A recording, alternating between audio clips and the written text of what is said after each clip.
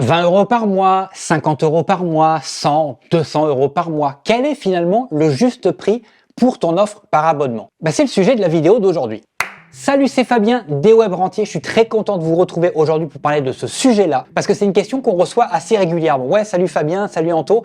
Je sais pas trop à combien je pourrais proposer mon offre par abonnement. Reste bien avec moi parce que finalement, à la fin de la vidéo, tu sauras à combien proposer ton offre par abonnement. Quel sera le prix juste auquel tu pourras proposer ton offre. Alors, avant de fixer ton prix, c'est très important ça, il faut que tu te focuses absolument sur la valeur que tu vas proposer. Qu'est-ce que tu vas proposer finalement? Qu'est-ce que tu vas apporter comme changement dans la vie de tes clients? Comme je dis régulièrement sur cette chaîne, ton client est prêt à payer le prix qu'il faut payer à partir du moment où ça en vaut la peine. Concrètement, ta priorité, c'est ton offre. Le truc le plus basique pour savoir à combien tu pourrais proposer ton offre par abonnement, c'est, comme dans n'importe quel business, c'est d'aller voir finalement les prix que propose la concurrence. Donc analyse un petit peu ce qui se passe autour de toi, analyse tes concurrents qui font des trucs un petit peu dans le même genre que toi, même si c'est pas exactement la même chose, ça va te donner des idées, ça va te donner des pistes. Regarde les prix qu'ils proposent et puis prends une décision, essaye. De toute façon, si par exemple ton prix est trop haut, tu pourras toujours le redescendre plus tard. L'important c'est d'essayer. J'ouvre une toute petite parenthèse avant de continuer la vidéo. Avec Anto, on a créé une conférence en ligne 100% gratuite que tu trouveras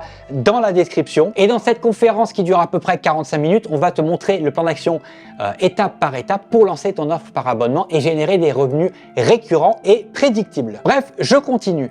Admettons que tu n'as pas de concurrence. Dans ta niche, dans l'offre que tu proposes, il n'y a personne qui fait ça. Déjà, il faudrait que tu te poses la question, pourquoi il n'y a personne? Est-ce qu'il n'y a personne parce que finalement, il n'y a vraiment pas d'intérêt pour ce truc-là? Parce que c'est possible aussi.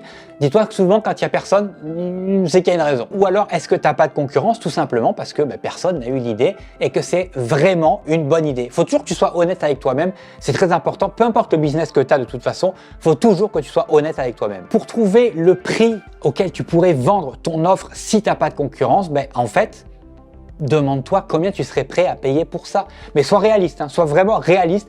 Demande-toi vraiment combien tu serais prêt à payer pour l'offre que tu proposes. Déjà, est-ce que tu l'achèterais? Premièrement, si tu l'achèterais pas, dis-toi que personne va l'acheter. C'est bête et méchant ce que je te dis, mais si toi, tu serais pas client de ton offre, personne ne le sera. Et auquel cas, combien tu serais prêt à payer? Ne te mens pas. Tu peux aussi demander autour de toi à des gens qui seraient potentiellement intéressés, qui seraient finalement ta client cible, combien eux seraient prêts à payer en leur demandant évidemment de faire comme toi et d'être vraiment honnête, quitte à dire des choses qui vont pas te plaire, mais dis-toi que les commentaires, même s'ils sont négatifs, à partir du moment où c'est constructif, ça va t'aider. Et à partir de là, tu auras un bon angle d'attaque pour trouver le prix auquel tu pourras vendre ton offre. Et enfin, dernière chose qui est excessivement importante, j'ai fait l'erreur moi-même, donc c'est pour ça que je t'en parle dans cette vidéo, ne sois pas assez cher.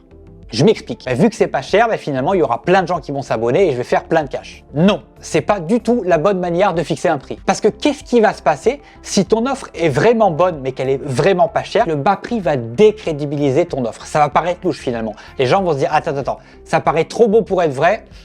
Moi, j'y vais pas. Ça t'est forcément déjà arrivé une fois de trouver un truc qui avait l'air super intéressant, mais vu que le prix était vraiment très bas, tu t'es dit, moi je le sens pas, ça a l'air d'être une arnaque, c'est bizarre, et finalement tu l'as pas acheté, ou alors tu t'es pas abonné. Et donc dans ce cas-là, retour au point numéro 1, numéro 2, numéro 3 que je viens de t'énumérer pour fixer le juste prix pour ton offre. Si tu veux en savoir plus et avoir un plan détaillé de comment lancer ton offre par abonnement, je te rappelle qu'il y a la conférence en ligne 100% gratuite qu'on a fait avec Anto, que tu trouveras dans la description. Puis voilà, j'ai pas mal fait le tour pour la question d'aujourd'hui. Je vais te laisser avec la vidéo qui s'affiche sur ton écran dans laquelle on va parler de faut-il ou pas proposer 2 périodes d'essai pour ton offre par abonnement. Parce que les périodes d'essai, c'est une bonne manière de faire entrer des clients, mais dépendamment de ta situation, c'est pas toujours une bonne idée. Je te laisse aller regarder la vidéo et je te dis à la prochaine.